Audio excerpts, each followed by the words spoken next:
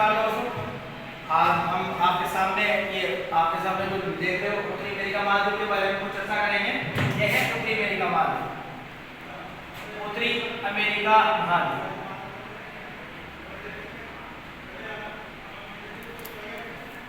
उत्तरी अमेरिका महाद्वीप, उत्तरी अमेरिका महाद्वीप की स्थिति देखने पहले स्थिति के बारे में चर्चा करते हैं कि क्या क्या स्थिति रहने वाली है उत्तरी अमेरिका महाद्वीप की। आप यहाँ पे देख पा रहे हैं, यहाँ पे है प्रशांत महासागर। कौन सा महासागर है? प्रशांत महासागर। इसके यहाँ पे है कौन सा? अटलांटिक महासागर। और इसके उत्तर में कौन सा वाला? आर्कटिक महासागर।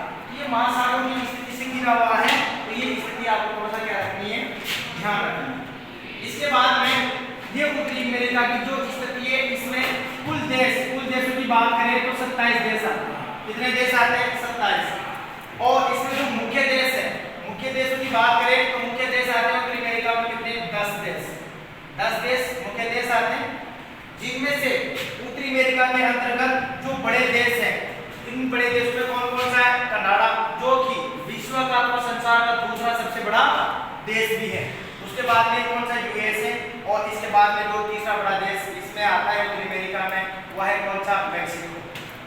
ये मैक्सिको की सीमा से लेकर के और पनामा, यहाँ नहर भी है, जल संधि भी बनती है, पनामा नहर तक यहाँ पे 7 छोटे छोटे देश हैं, जिन्हें लिटिल अमेरिका अथवा मध्य अमेरिका कहा जाता है। इसके बाद में दुनिया की सबसे शांतिपूर्ण रेखा है कौन सी? 49 डिग्री उत्तरी अक्षांश।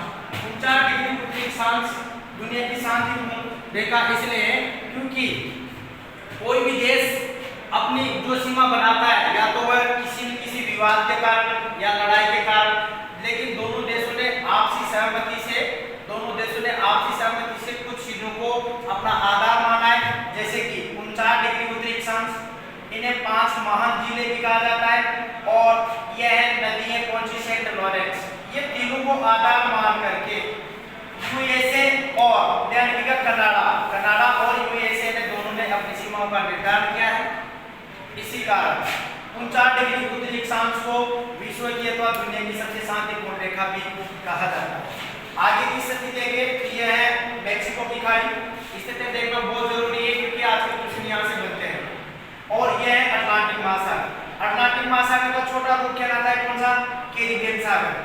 और इन्हीं कैरिबियन सागर के अंतर्गत छोटे छोटे बहुत सारे द्वीप हैं, जिन्हें हम जानते हैं किसके नाम से? वेस्ट इंडीज द्वीप के नाम से। तो कोई भी देश के छोटे छोटे देश हैं, जैसे खेलने कहाँ पे भी खेलने जाते हैं तो वो अपना प्रतिनिधित्व वेस्ट इंडीज के नाम से ही करते हैं। यहाँ पे आपको ये प्रशांत महासागर दिखाई दे रहा है, इधर वाला ये हिस्सा, और ये अटलांटिक महासागर। और दक्षिण में इधर देश आएगा कौन सा? दक्षिणी अमेरिका। तो दक्षिणी अमेरिका और उत्तरी अमेरिका को यहाँ पे जो अलग कर दिए, और अटलांटिक महासागर और प्रशांत महासागर को जो जल संधि जोड़ती है, उसका नाम है कौन सा? पनामा जल संधि। कौन सी? पनामा जल संधि है। इसका थोड़ा सा आपको ध्यान रखना है। यहाँ पे कुछ और भी चीजें हैं जिनको बेसिक आप भौगोलिक दृष्टि से का ध्यान रख सकते हैं, जैसे ये है हडसन की खाड़ी, इसमें सेंट लॉरेंस नदी भी है। यह है ग्रीनलैंड, विश्व का सबसे बड़ा द्वीप। ग्रीनलैंड विश्व का सबसे बड़ा द्वीप है।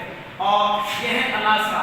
अलास्का ध्यान रखिएगा, अलास्का पे यूएसए का राजनीतिक अधिकार है। और ग्रीनलैंड पर ध्यान रखिएगा डेनमार्क, इसका डेनमार्क का राजनीतिक अधिकार है।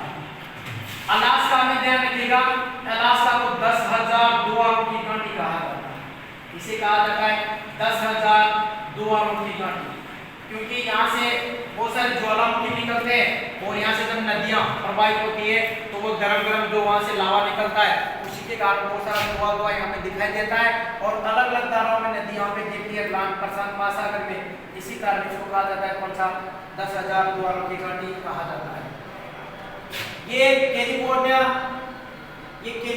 है, और कैलिफोर्निया है। और इसके बाद में ध्यान रखिएगा ये यूएसए, और इसी महाद्वीप में ध्यान रखिएगा, इसी महाद्वीप की जो सबसे लंबी उत्तरी अमेरिका महाद्वीप की जो सबसे लंबी पर्वतमाला है, वह है कौन सी वाली? रॉकी। कौन सी है? रॉकी। उत्तरी अमेरिका महाद्वीप की सबसे लंबी जो पर्वतमाला है वह है कौन सी? रॉकी पर्वतमाला। और इसके बाद जो नेक्स्ट वीडियो रहेगा हमारा, उसमें इसके बारे में हम नदियां, पर्वत प्रकार के बारे में चर्चा